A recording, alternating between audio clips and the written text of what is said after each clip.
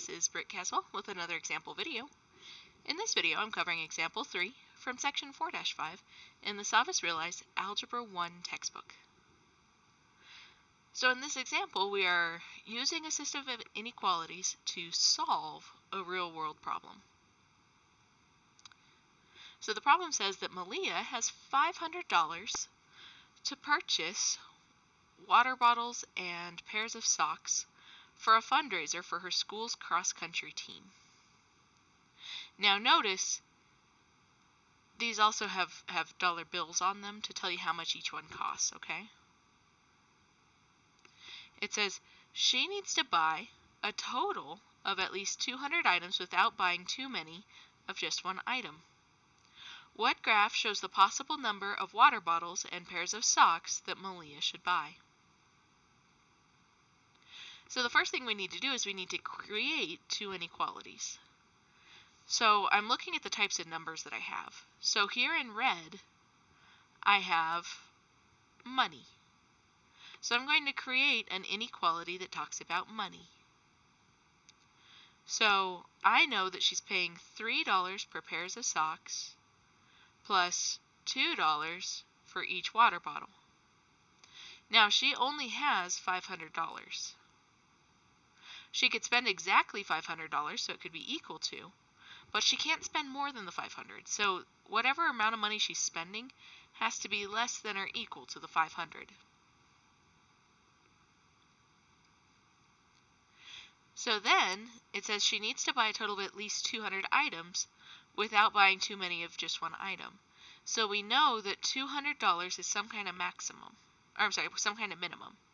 So she can buy exactly 200 items, or she could buy more than those 200 items as long as she can afford it with her money. And so what I'm going to say is the number of socks plus the number of bottles will get her to that 200 items.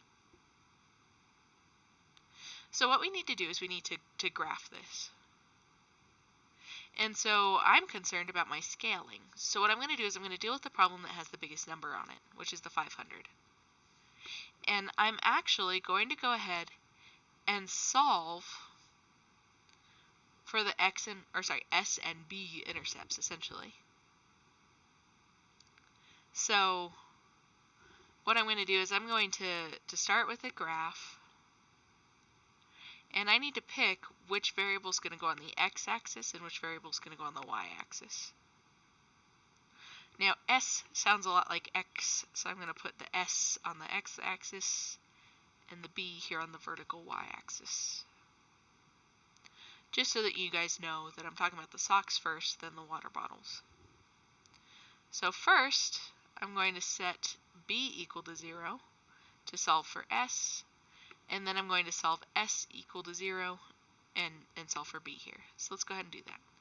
So I have 3 times S plus 2 times 0 is equal to 500. So that cancels out, so I get 3s is equal to 500. And if I divide by 3, I get that s is equal to, now this is going to be like a decimal kind of number, okay, because 500 is not evenly divisible by 3.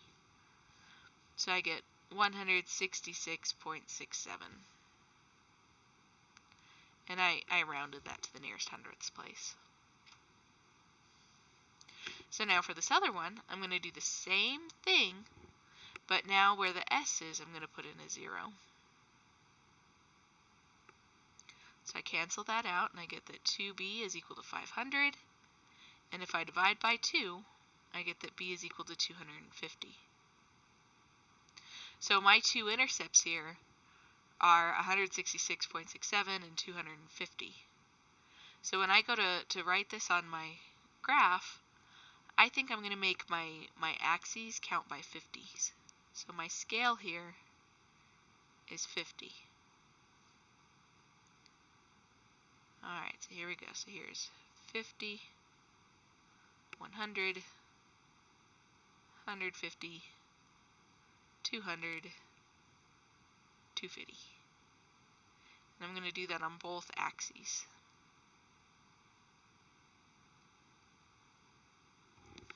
Alright, so I have 166.67, 0, So that's going to look like about here. And then I have 0, comma, 250, which is here. And then this inequality could be equal to. So I'm going to go ahead and use a solid line to connect those 2 points. Now it is worth noting here that we don't need the negative parts of the graph because I can't sell negative socks or negative water bottles. So I probably shouldn't have drawn a full graph. I should have just done that corner, but it doesn't really matter. So then in terms of shading, I usually pick a test point. In this case, I might pick 0, 0. So if I plug in 0, 0 into the function, I'd get 3 times 0 plus 2 times 0 is less than 500. Now anything times 0 is 0, so this left-hand side of the equation is equal to 0. And is 0 less than or equal to 500? Yes, it is. So my shading for this red one would go down this way. Mind you, it would pass the axis. It would still shade this way. But I was trying not to take up too much space. Alright, now for the blue one. In terms of graphing the blue one, this is really easy because if I set s equal to 0, b is 200.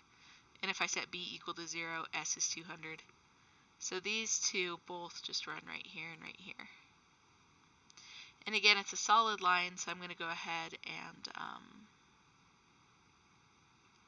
connect these like that.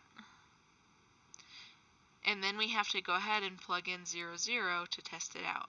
Now, I guess I don't need my scale note because I already wrote what scale was. So if I plug in 0, 0, I get 0 plus 0 is greater than or equal to 200. And this is false. This isn't true.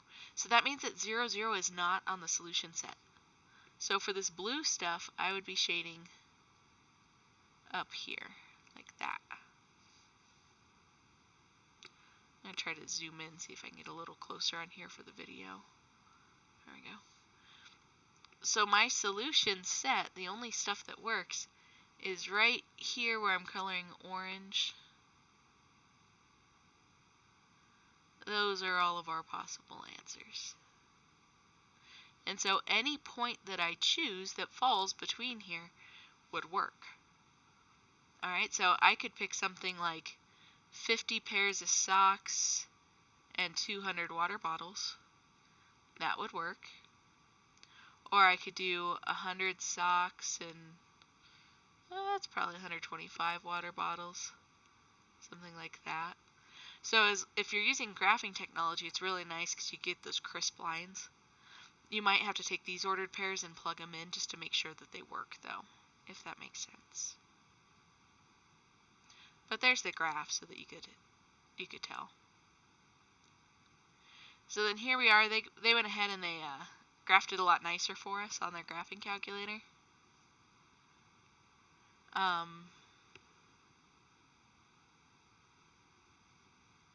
Their graph looks different than mine.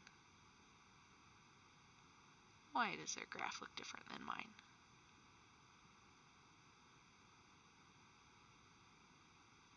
Just checking it out.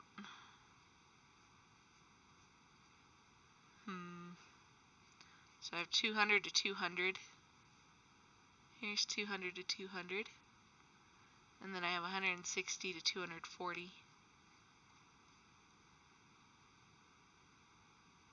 Oh, so they just changed the order of it. So when they did theirs, they said that X was the water bottles, whereas we said that Y was the water bottles. And then here they said Y was the socks, and we said X was the socks. So their graph is just flipped sideways, and that's okay. So it says, use the graph to determine if Malia can buy 75 water bottles and 100 pair of socks. So now these things are counting by 40. And so 75 bottles are going to be about right here. And then 100 pairs of socks looks like these are counting by 20s, would be about here. So that point is 75 bottles and 100 pairs of socks. Now, if you notice, it's not in the overlap. The overlap is over here. Okay, so because the graph isn't overlapping where that point is, she cannot buy those. Okay, so I would say, no, she can't. That point is not a part of the solution set.